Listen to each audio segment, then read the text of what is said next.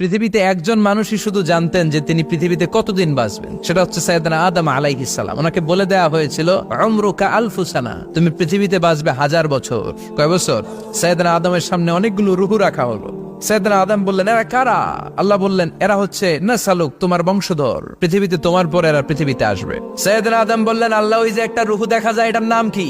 আল্লাহ বললেন, হাদা ইবনুকা দাউদ, এটা তোমার ছেলে দাউদ, সে দুনিয়াতে নবী হয়ে আসবে, তার ছেলে সুলাইমানও নবী হয়ে আসবে।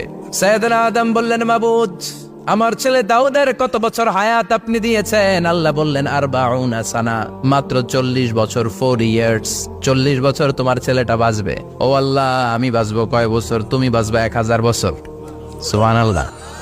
সাইয়েদনা আদম বললেন, মাবুদ, এত ফুটফুটে সুন্দর আমার ছেলে দাউদ, মাত্র 40 বছর দিলেন কেন? জিদ মিন উমরিহি, বাড়ায়া দেন। সুপারিশ করতেছে পোলার লাইগা কে? বাবা। আল্লাহ আপনি বাড়ায়া দেন, আল্লাহকে বাড়ানো যাবে না। লেখা হয়ে গেছে, রুফিআতিল আকলাম ওয়া জাফফাতিস সুহুফ, কলম তুলে নেওয়া হয়েছে আর কালি শুকায় গেছে, আর কিছু করা যাবে? সাইয়েদনা আদম বললেন, মাবুদ, আমার 1000 বছর কেন দিলেন? আমার এই সুন্দর ফুটফুটে ছেলেটারে শুধুমাত্র 40 বছর কেন দিলেন? ও মাবুদ, আমার 1000 বছরের দরকার নাই, আমার 1000 বছর থেকে 60 বছর আমি আমার ছেলেরে দিয়ে দিলাম। দাউদ আলাইহিস সালাম বাঁচবে 40 বছর, তো বাপ আদম যদি আরো 60 দেয়, 40 আর 60 মিলে কত হয়? ভালো হিসাব বোঝে, 100।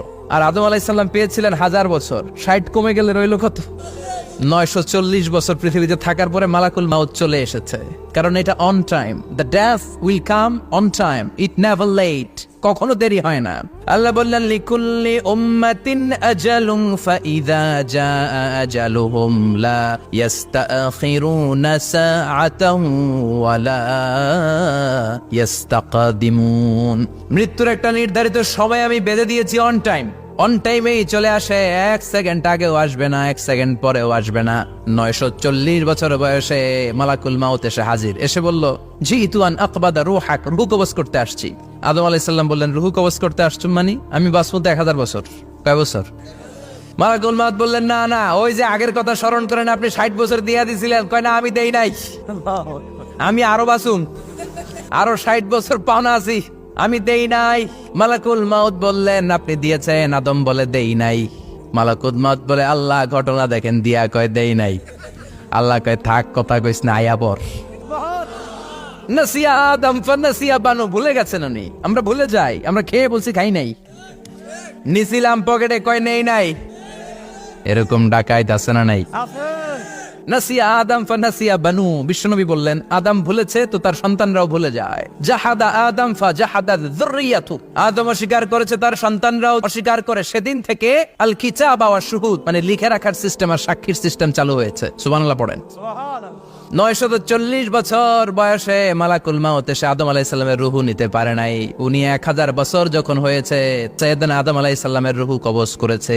যেই দিন পৃথিবীর প্রথম মানব, প্রথম নবীর রূহ মালাকুল মাউত দুনিয়া এসে কবজ করেছে, ওই দিনটাও ছিল জুমাবার। আল্লাহু আকবার।